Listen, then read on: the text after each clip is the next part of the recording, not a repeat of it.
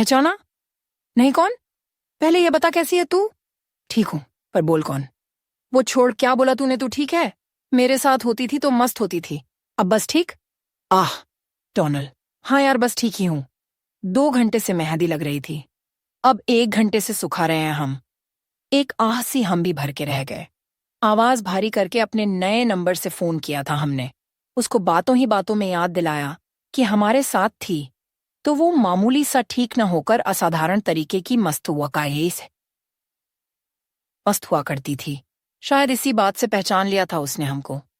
पिछले 4 सालों से साथ थे हम, मगर आज आज उसकी शादी है। कहाँ खो गया? नहीं, कुछ नहीं, तू बता। अबे चल, हमको पता है अभी क्या एक्सप्रेशन है तेरा, डोनाल्ड। एक कार्टून कैरेक्टर के नाम पर हमको बुलाती थी वो, डोनाल्ड डक। और उसको छोटा कर मेरे होठों के पास आ, जब भी वो डोनाल्ड कह के बुलाती तो मानो इधर उधर भटकता हुआ मन शाम के पक्षियों की तरह शांत होके उड़ने लगता कि बस अभी ही उसकी बाहों में कहीं बसेरा मिल जाए और हम उसमें उड़ते उड़ते खो जाएं। कहती थी, इस समय कोई तेरे चेहरे के भाव देख ले, उसे तुझसे प्यार हो जाए। हम कहीं उन्हीं यादों में खो गुम हो गए। वापस आए तो वो हेलो हेलो कर रही थी। चल कुछ काम है, जाना है, भाग जा। ऐसी ही आदत थी उसकी। अक्सर रातों में लंबी बातों के दौर चला करते थे और आदतन हम बीच ही में सो जाया करते, पर तब भी वो कॉल बंद नहीं करती थी और फोन कहीं रख के अपना काम करने लगती।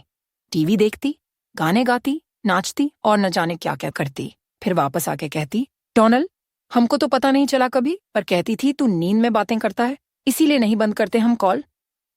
सुबह उठकर हम देखते तो याद ही ना आता कि क्या बात की रात भर, जबकि फोन कहता कि आपने सुबह 4 बजे तक बातें की।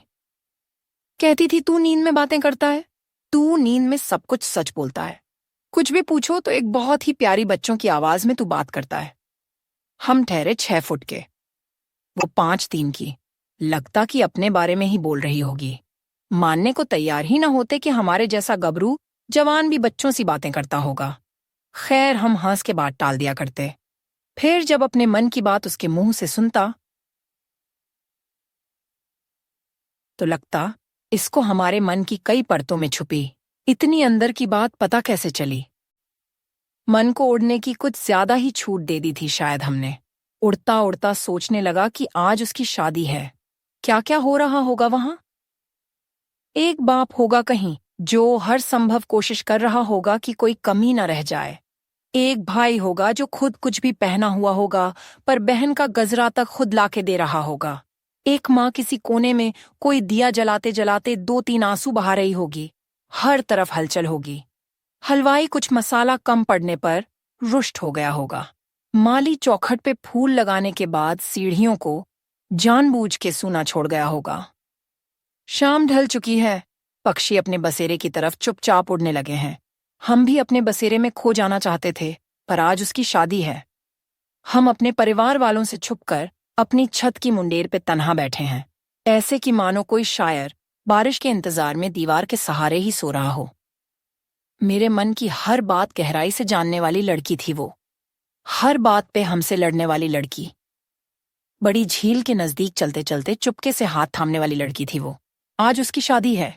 हमको बाहों में भरने को अपनी एड्डी पे खड़ी रहने वाली लड़की थी वो। हमको बाहों में भरने को अपनी एड्डी पे बहुत देर तक खड़ी रहने वाली लड़की थी वो। हर बार गुस्सा होके बहुत जल्दी मान जाने वाली लड़की। दिन रात बात करने की क्षमता रखने वाली लड़की। आज उसी लड़की की शादी है। अपने होठों से मेरी गर्दन पे हवा के बुलबुले बनाने वाली लड़की थी वो। केवल मेरी सफेद शर्ट पहनकर पूरे कमरे में उछल कूद करने वाली लड़की थी वो। उसके कानों को होठों से छूने पर सिहर जाने वाली लड़की थी वो। मेरे ठीक से जाना कहे बिना न जाने वाली लड़की। आज उसकी शादी है।